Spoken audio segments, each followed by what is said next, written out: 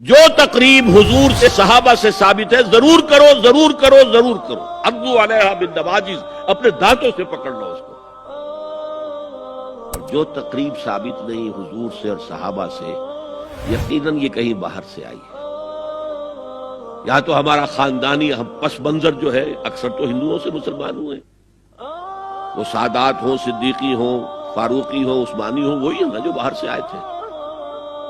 باقی تو اکثریت یہیں سے، وہ اپنا ہندوانہ پس منظر لے کر آئے. تو جس کا ثبوت صحابہ کے دور میں نہیں، وہ یقیناً باہر سے آئی ہوئی چیز ہے. اس میں پھر سادگی نہیں، اس میں کمی نہیں، جڑ سے کاٹو اس کو. اس بنیاد پر ہم نے 5 فیصلے کیے، ذرا سن لیجئے آپ بھی. اگر آپ کوئی سوشل ورک کرنا چاہیں اس کو عام کریں. نمبر 1، نکاح مسجد میں. حدیث موجود ہے، ترمذی شریف کی روایت، اعلنوا ھذا النکاح واجعلوہ فی المساجد. نکاح کا اعلان عام کیا کرو، مسجدوں میں منعقد کیا کرو. میں حیران ہوتا ہوں کیوں نہیں علماء کرام نے اس کی طرف توجہ دلائی. حدیث ہے. ہاں میں مانتا ہوں ان کا کہنا یہ ہے کہ یہ یہاں جو امر ہے کہ مسجد میں منعقد کرو، یہ امر وجوب کے لیے نہیں ہے، استحباب کے لیے. مستحب ہے یہ کہ مسجد میں. تو بھائی مستحب کیوں چھوڑ رہے ہو تم؟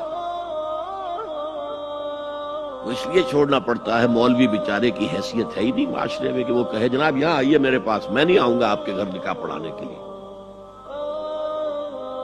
وہ اپنا رجسٹر بغل میں دبائے بیٹھا سوکھتا رہتا ہے. وہ تو آنی تھی بارات عصر کے وقت، مغرب بھی جا رہی، آئی ہی نہیں. وہ بیٹھا قریب.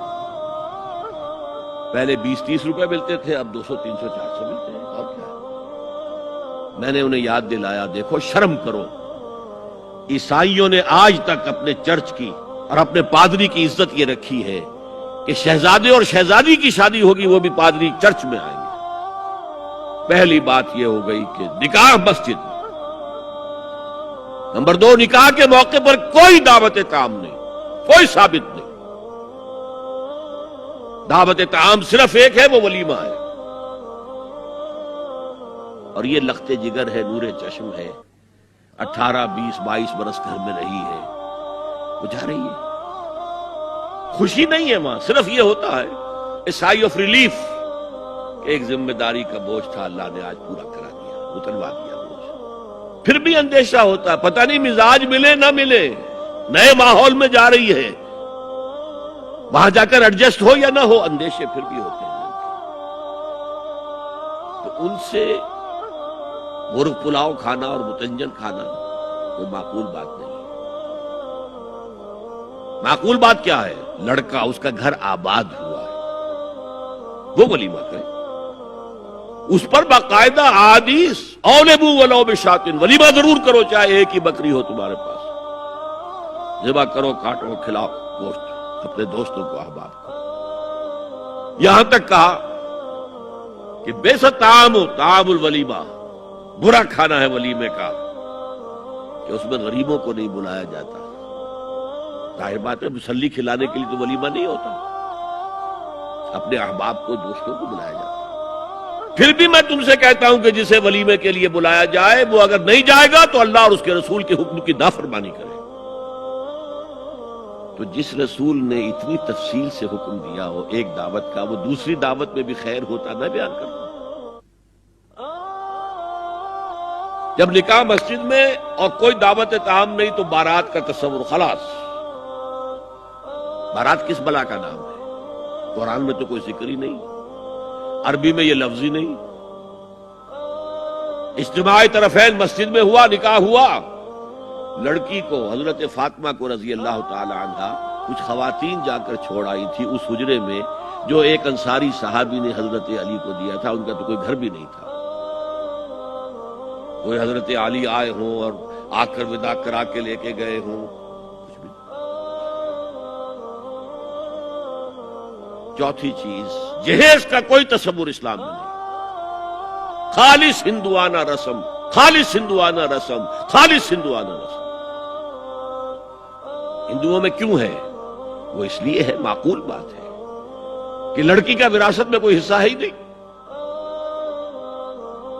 وہ تو جب گھر سے نکل رہی ہے کچھ دے دلا کے رخصت کر دو. دان دہیج یہ خیرات ہے، لڑکی کا حق کوئی نہیں ہے گھر پر. اسلام میں تو لڑکی وارث ہے. والد فوت ہوں گے وراثت تقسیم ہوگی، والدہ فوت ہوگی کوئی ان کی ہے ملکیت وہ تقسیم ہوگی. شادی کے موقع پر کوئی جہیز اسلام میں نہیں، قطعاً نہیں. شادی کو آسان کرو، زنا کو مشکل بناؤ. یہاں شادی کے لیے 9 من تیل ہوگا تو رادھا ناچے گی، ورنہ یہ کہ بڑی ہو رہی ہے، عمر ہو رہی ہے، سب کچھ ہو رہا ہے، لیکن کچھ تقاضے تو ہے نا، آخر کچھ تو کرنا ہوتا ہے نا. آخر کچھ نہ کچھ لوگوں کو تو کھانا کھلانا ہی ہوتا ہے نا. بارات تو آخر آئے گی ہی نا، کچھ نہ کچھ تو دینا ہی ہوگا. کچھ جوڑے کپڑے، کچھ یہ. اسلام کا فلسفہ جو میں نے 4-5 باتیں آپ کو بتائی، فلسفہ یہ ہے کہ لڑکی کے باپ پر 1 پیسے کا بوجھ نہیں.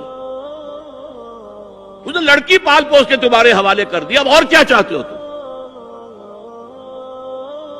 سارا مرد آزماں، مرد آفرین، مرد کو چیلنج دیا ہے تم مرد ہو.